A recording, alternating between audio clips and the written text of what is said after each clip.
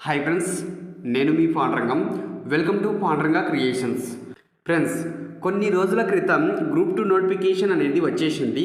దానికి అప్లికేషన్ అనేది ఈ రోజు నుండి స్టార్ట్ అయ్యింది. కాబట్టి మనం గ్రూప్ 2 పోస్టులకి అప్లికేషన్ చేసుకునే ముందు నోటిఫికేషన్లో ఉన్న కొన్ని కనీస విషయాలను మనం తెలుసుకోవాలి. ఈ విషయాలను మనం తెలుసుకోకుండా అప్లికేషన్ చేస్తే మన అప్లికేషన్ అనేది రిజెక్ట్ అవుతుంది. కాబట్టి మనం గ్రూప్ 2 నోటిఫికేషన్లోకి వెళ్ళి మనకు అవసరమైన ఇంపార్టెంట్ అంశాలను తెలుసుకుందాం ఈ వీడియోలో. ఇక్కడ చూడండి, Telangana state public service commission Hyderabad notification number 28/2022 dated 29th December 2022. So ఈ నోటిఫికేషన్ నెంబర్ ఎంత అంటే 28/2022 ఈ విధంగా మనకు కనిపిస్తుంది వెబ్సైట్లో. అలాగే ఇది ఎప్పుడు వచ్చేసింది అంటే 29 December 2022లో ఈ నోటిఫికేషన్ అనేది వచ్చేసింది. ఇక్కడ చూడండి, మనం తెలుసుకోవాల్సిన ఫస్ట్ పాయింట్ ఏమిటంటే ఈ గ్రూప్ 2కి సంబంధించి అప్లికేషన్ ప్రారంభం అనేది 18 1వ నెల 2023 నుంచి ప్రారంభం అవుతుంది. అంటే ఈరోజు 18 కదా, ఈ రోజు నుంచి అప్లై చేసుకోవచ్చు అందరూ. అలాగే ఈ గ్రూప్ 2 పోస్టులకు అప్లై చేసుకోవడానికి లాస్ట్ తేదీ ఎప్పుడంటే 16 2వ నెల 2023 సాయంత్రం 5 గంటల వరకు అప్లై చేసుకోవడానికి అవకాశం ఉంది.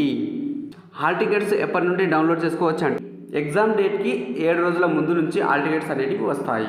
ఓకే, ఇక నెక్స్ట్ ఇక్కడ చూడండి, ఇక్కడ పోస్ట్ కోడ్ నెంబర్లు ఉన్నాయి. అలాగే నేమ్ ఆఫ్ ద పోస్ట్ ఉంది. ఇక్కడ ఏమేమి పోస్ట్ అనేది ఇక్కడ పోస్ట్ పేర్లు ఉన్నాయి.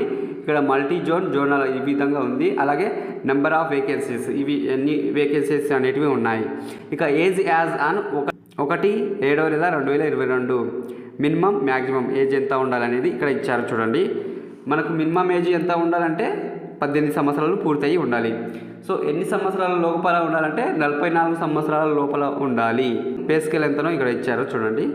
అలాగే ఇక్కడ నెక్స్ట్ ఇక్కడ చూడండి, post code number 8 prohibition and excise sub inspector in prohibition and excise department post కొరకు అప్లై చేయాలంటే మనకి ఏజ్ ఎంత ఉండాలంటే 21 నుండి 30 సంవత్సరాల వరకు ఉండాలి అని ఇక్కడ ఇచ్చారు చూడండి ఫ్రెండ్స్, ఇది గమనించండి.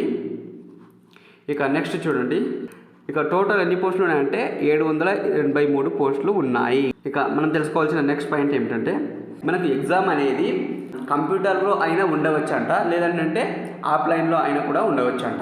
ఇక నెక్స్ట్ చూడండి, మనకు హాల్ టికెట్స్ ఎప్పుడు వస్తాయంటే ఎగ్జామ్ తేదీకి 7 రోజుల ముందు నుంచి వస్తాయంట. నెక్స్ట్ తెలుసుకోవాల్సిన మెయిన్ ఇంపార్టెంట్ పాయింట్ ఏమిటంటే ఈ గ్రూప్ 2 నోటిఫికేషన్కి మనం అప్లై చేసుకోవాలంటే ముందుగా మనము ఓటీఆర్ని రిజిస్ట్రేషన్ చేసుకోవాలి. అదే టీఎస్పీఎస్సి వెబ్సైట్లో. ఓకే, ఓటీఆర్ని రిజిస్ట్రేషన్ అయినా చేసుకోవాలి. ఒకవేళ ఇంతకుముందే మీరు పోయినసారి 2018లో కూడా రాసిన వాళ్ళు ఉంటే వాళ్ళు ఏం చేయాలంటే అప్పుడు చేసిన ఓటీఆర్ ఉంటుంది కదా, సో దానికి సంబంధించిన టీఎస్పీఎస్సి ఐడి ఉంటుంది కదా, దాంతో అప్డేట్ ఓటీఆర్ అనే ఒక వెబ్ ఆప్షన్ ఉంటుంది. దాంట్లోకి వెళ్ళి మీరు టీఎస్పీఎస్సి ఐడిని, డేట్ ఆఫ్ బర్త్ని ఎంటర్ చేసి మొత్తం మీ డీటెయిల్స్ని మొత్తం అప్డేట్ చేసుకోవాలి. మీ చదివిన స్కూల్వే కానీ, బోనోఫైడ్సే కానీ, ఇంకా మీ యొక్క క్వాలిఫికేషన్సే కానీ మొత్తం అప్డేట్ చేసుకోవాలి. అప్డేట్ చేసుకుంటేనే మీకు ఈ గ్రూప్ 2 జాబ్స్కు అప్లై చేసుకోవడానికి అవకాశం ఉంటుంది. లేదంటే మీకు దీనికి అప్లై చేసుకోవడానికి మీరు వెళ్తే ఫలితం ఉండదు, అసలు దాన్ని ఓపెనే కాదు. సో ఫస్ట్ ఆఫ్ ఆల్ ఒకవేళ మీరు పాత వాళ్ళు అయితేనేమో అప్డేట్ చేసుకోండి, కొత్త వాళ్ళు అయితేనేమో ఓటీఆర్ని రిజిస్ట్రేషన్ చేసుకోండి, అంతే. ఇక నెక్స్ట్ మనం తెలుసుకోవాల్సిన వెరీ ఇంపార్టెంట్ పాయింట్ ఏమిటంటే ఎడ్యుకేషనల్ క్వాలిఫికేషన్స్. సో ఏ పోస్టుకు ఏ క్వాలిఫికేషన్ ఉండాలి అనేది ఇక్కడ క్లియర్గా ఇచ్చారు. నేను ఏం చేస్తానంటే క్లియర్గా ఎక్స్ప్లెనేషన్ చేస్తాను, దీన్ని మీరు నోట్ చేసుకోండి. ఇక్కడ చూడండి, ఇక్కడ పట్టిక రూపంలో ఇచ్చారు ఎడ్యుకేషనల్ ఏ పోస్టుకు ఏ క్వాలిఫికేషన్స్ ఉండాలనేది. పోస్ట్ కోడ్ 1 2 3 ఇలా ఇచ్చారు. అలాగే name of the post, so మనం ఆ పోస్ట్ పేరు ఏమిటి అనేది ఇక్కడ ఇచ్చారు. అలాగే educational qualifications as specified in the service rules of the department. So ఈ పోస్ట్కి సంబంధించి ఎడ్యుకేషనల్ క్వాలిఫికేషన్స్ ఏమిటి అనేవి ఈ కాలంలో ఇచ్చారు చూడండి.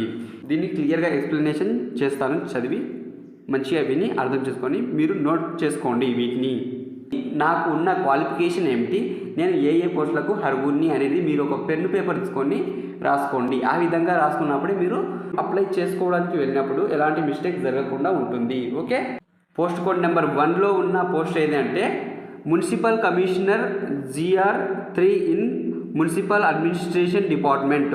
ఈ పోస్ట్ కోడ్ నెంబర్ 1కు అప్లై చేసుకోవాలంటే ఏ క్వాలిఫికేషన్ ఉండాలంటే మనము తప్పనిసరిగా ఏదైనా ఒక బ్యాచిలర్ డిగ్రీ అనేది పాస్ అయి ఉండాలి. ఓకే. ఇంకా పోస్ట్ కోడ్ నెంబర్ 2లో ఉన్న జాబ్ ఏదంటే assistant commercial tax officer in commissioner of state taxes department. So ఈ జాబ్కు మనం అప్లై చేసుకోవాలంటే మనం ఏదైనా ఒక డిగ్రీని పాస్ అయితే ఈ పోస్ట్ కోడ్ నెంబర్ 2కు కూడా అప్లై చేసుకోవడానికి అర్హులమే. ఇక నెక్స్ట్ చూడండి, పోస్ట్ కోడ్ నెంబర్ 3లో ఉన్న జాబ్ ఏదంటే Naib tahsildar in land administration department. So ఈ పోస్ట్కు అప్లై చేసుకోవాలంటే మనకు ఉండాల్సిన క్వాలిఫికేషన్ ఏమిటంటే మనం ఏ డిగ్రీ చేసినా కూడా దీనికి కూడా అర్హులమే ఫ్రెండ్స్. పోస్ట్ కోడ్ నెంబర్ 4లో ఉన్న జాబ్ ఏదంటే sub register grade 2 in registration and stamps department. So ఈ పోస్ట్కు మనం అప్లై చేసుకోవాలంటే మనకు కావాల్సిన క్వాలిఫికేషన్ మనం ఏ డిగ్రీ చేసినా కూడా ఈ పోస్ట్ కోడ్ నెంబర్ 4కు కూడా అప్లై చేసుకోవడానికి అర్హులమే అని గుర్తుంచుకోండి. ఇక నెక్స్ట్ పోస్ట్ కోడ్ నెంబర్ 5లో ఉన్న పోస్ట్ ఏది అంటే assistant register under the control of commissioner for cooperation and register of cooperative societies. ఈ పోస్ట్కు మనం అప్లై చేసుకోవాలంటే కావాల్సిన క్వాలిఫికేషన్ ఏమిటంటే ఈ పోస్ట్ కోడ్ నెంబర్ 5కి కూడా అప్లై చేసుకోవాలంటే మనం ఏ డిగ్రీ పాస్ అయినా కానీ అర్హులమే ఫ్రెండ్స్, ఇది గుర్తుంచుకోండి. ఇంకా పోస్ట్ కోడ్ నెంబర్ 6లో ఉన్న జాబ్ ఏదో చూడండి, assistant labour officer in commissioner of labour department. ఈ జాబ్కు అప్లై చేసుకోవాలంటే మనకు కావాల్సిన అర్హత ఏమిటంటే ఏదైనా ఒక డిగ్రీ ఉంటే ఈ పోస్ట్ కోడ్ నెంబర్ 6కు కూడా అప్లై చేసుకోవడానికి అందరం అర్హులమే. ఇక నెక్స్ట్ చూడండి, post code number 7 mandal Panchayat officer extension officer in Panchayat Raj and rural development department. So ఈ పోస్ట్కు అప్లై చేసుకోవాలంటే మనకు క్వాలిఫికేషన్ ఏమిటంటే దీనికి కూడా ఏ డిగ్రీ పాస్ అయినా పోస్ట్ కోడ్ నెంబర్ 7కి కూడా అప్లై చేసుకోవడానికి అర్హులమే. ఇక నెక్స్ట్ చూడండి, పోస్ట్ కోడ్ నెంబర్ 8లో ఉన్న జాబ్ ఏదంటే prohibition and excise sub inspector in prohibition and excise department. ఈ పోస్ట్కు అప్లై చేసుకోవడానికి కావాల్సిన అర్హత ఏమిటంటే ఏ డిగ్రీ అయినా సరే ఫ్రెండ్స్, నువ్వు ఏ డిగ్రీ చేసినా కానీ ఈ పోస్ట్ కోడ్ నెంబర్ 8కు కూడా అప్లై చేసుకోవచ్చు, ఇది గుర్తుంచుకో. ఇక నెక్స్ట్ పోస్ట్ కోడ్ నెంబర్ 9 చూడండి, assistant department officer in handlooms and textiles department.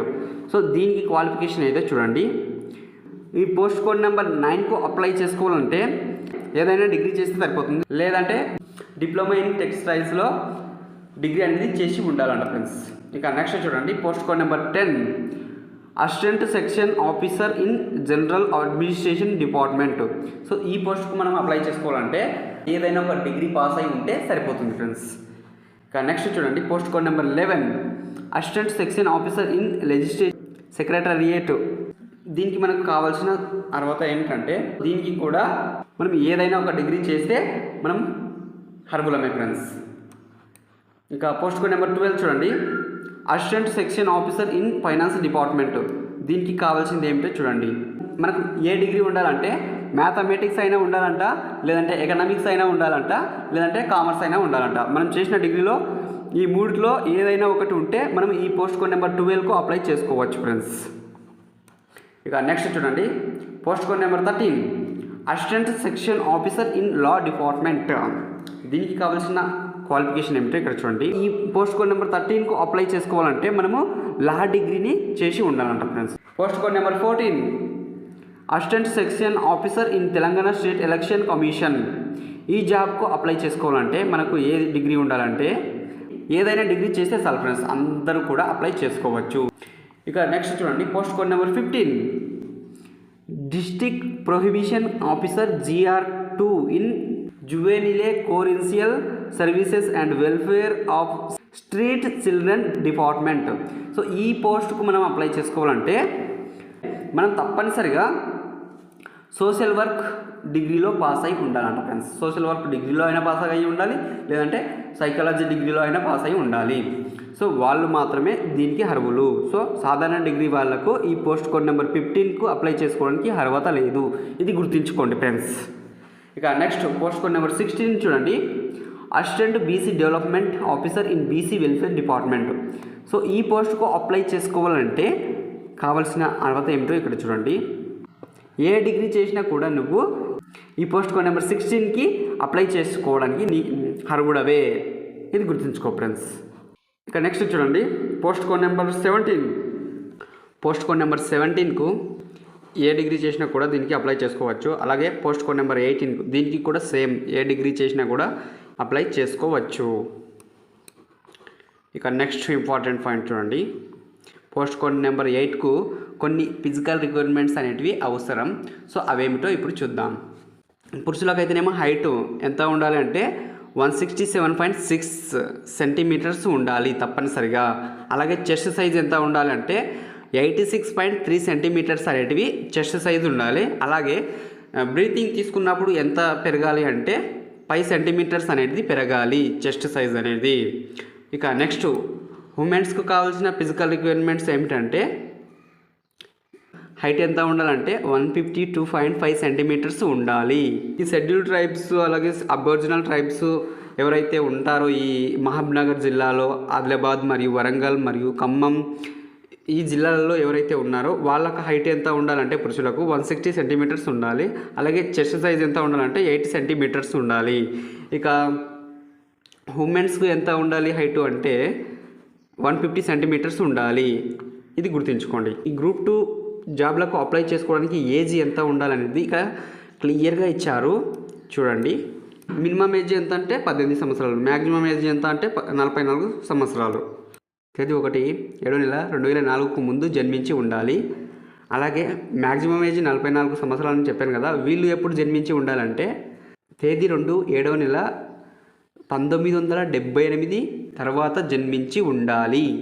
ఇక నెక్స్ట్ ఇంపార్టెంట్ పాయింట్ చూడండి, యూనిఫామ్ సర్వీస్కు సంబంధించిన పోస్టులకు అప్లై చేసుకోవాలంటే కనీసం ఏజ్ ఎంత ఉండాలంటే 21 సంవత్సరాలు పూర్తయి ఉండాలి. అలాగే మ్యాక్సిమం ఏజ్ ఎంత ఉండాలంటే 30 సంవత్సరాల లోపు ఉండాలి. ఏజ్ రిలాక్సేషన్ కూడా ఉన్నాయి, అవేమిటో ఇక్కడ చూద్దాం. తెలంగాణ గవర్నమెంట్ ఉద్యోగులకేమో 5 సంవత్సరాల ఏజ్ రిలాక్సేషన్ అనేది ఉంది. అలాగే ఎక్స్ సర్వీస్ మెన్స్కి అయితేనేమో 3 సంవత్సరాల ఏజ్ రిలాక్సేషన్ అనేది ఉంది.